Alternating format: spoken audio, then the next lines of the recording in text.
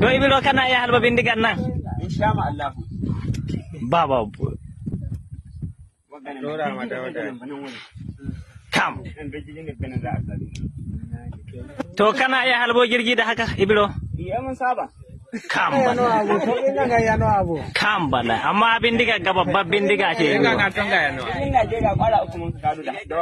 kam bala to amma dai jirgi yanzu ya gitto maku ibro ai ko a'a yanzu na wai in jirgi ya gitto maku babu haka kun ka kada wannan jirgin kenan kam bala